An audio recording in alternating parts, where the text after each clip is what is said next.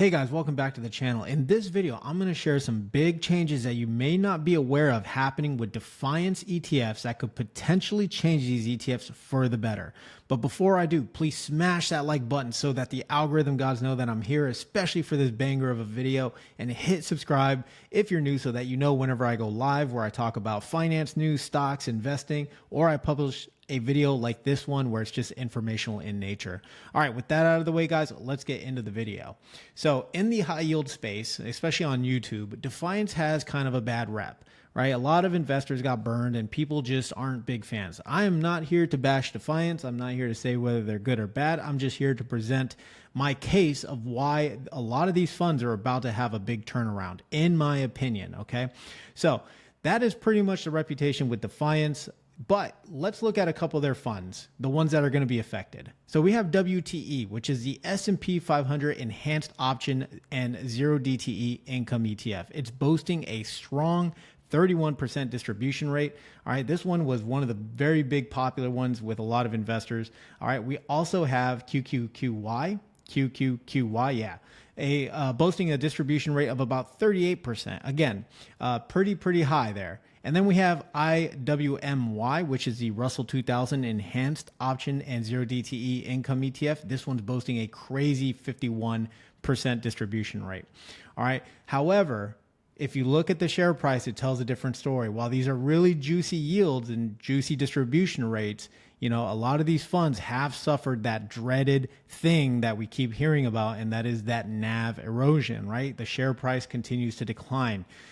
This has happened across all of their zero DTE funds, right? Here's the Defiance R2000 enhanced one. This one's just been trending down. Okay. So I'm not here to show you the obvious or tell you the obvious. I'm here to tell you that there's some changes coming to these ETFs. So let me show you this. So this is their updated prospectus, and this is right on their website, guys. I get a lot of comments asking, you know, hey, where'd you find this information? Well, you can go here and you can scroll all the way down somewhere around here. Whoops, scroll too far. You can scroll here and you can see their updated prospectuses right here. Okay, so I really recommend people take a look at these things because this is important information. All right, so anyways, I'm taking a look at this prospectus and I see that it was updated April 25, and this is when they started to go to weekly distributions. However, that's not the big change here. That's not the big story. Okay, so these funds pretty much are all weekly payers now, similar to in line with YieldMax's SDTY and Roundhill's XDTE, all right, which are both, you know, zero DTE income ETFs. So if we scroll down, this is the big news, all right?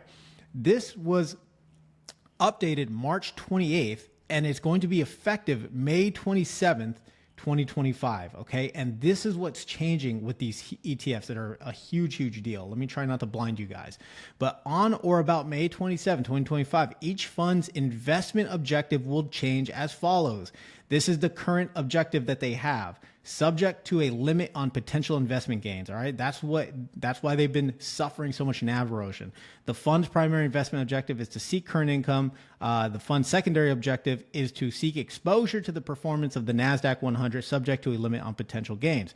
But in their new prospectus, they completely took that out. Okay. They completely took that line out. All right. So that's really interesting. They did it for all three of their zero DTE funds. Now, if we look just a little further down, this gives us a way better story. The change in each fund's investment objective is related to the corresponding changes in each fund's principal investment strategies, which will take effect at the same time. Under each fund's new principal investment strategy, the fund will seek to provide current income by maintaining long exposure to its reference index and selling daily call options spread on that index. Each fund will target a distribution yield of approximately 30%. This approach is designed to generate consistent income while more fully participating in the gains of the underlying index. This represents a shift from each fund's current strategy, which generates income by selling a daily put option on the index, which caps the upside. This will also be effective May 27, 2025. They are no longer these zero DTE enhanced option income ETFs. These are now the Defiance Target 30 income ETFs. Okay. So they're going to have one for NASDAQ, you know, QQQ, one for the S&P 500, and then one for the Russell 2000. Their objectives is to target a 30% distribution rate. This is huge news, all right? This is fundamentally going to change all of these ETFs. And we can look at a couple examples here. Aside from them just, crossing out this line here, there is some ETFs we can look at that gives us a better idea.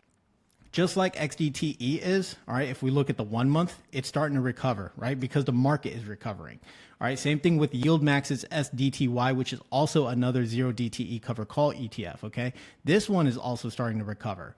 Now, taking a look further, and I mentioned this on the stream, that the 30% seems to be like a sweet spot for a lot of these 0DTE ETFs.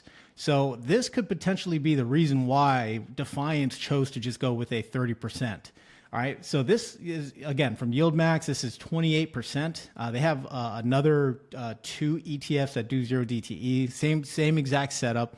They have the QQQ, they have the Russell 2000. All right, now for Roundhill, similar thing, right? They're hovering at around 30%, okay? So this is just a really interesting development. And I think a lot of people who are holding these 3 ETFs, right? They're holding, let's see the tickers. They're holding QQQY, WDTE, and IWMY. I think these are going to have a huge turnaround. And we can sort of start to see that they are starting to turn around, because if you look just at the 1 month, they look like they're recovering, right? They look like they're recovering. They're actually following the index that they're, the underlier. And they're still able to pay out some type of distribution. So I really think that, these changes are implemented, and this new prospectus is going to be, actually implemented here soon, the 27th of May, and then the names are going to change. So I think this is going to create some greener days for Defiance ETFs. Again, they have a really bad rep in the high yield space. But I think with these changes, and this is kind of in the same alignment with all the other changes, that YieldMax is doing, they're changing their strategies as well. You guys be the judge. All right. I'm not the expert at this, but you guys be the judge, come to your own conclusions. But I really think this is going to be a huge change for Defiance ETFs. They're going to see probably better days. All right.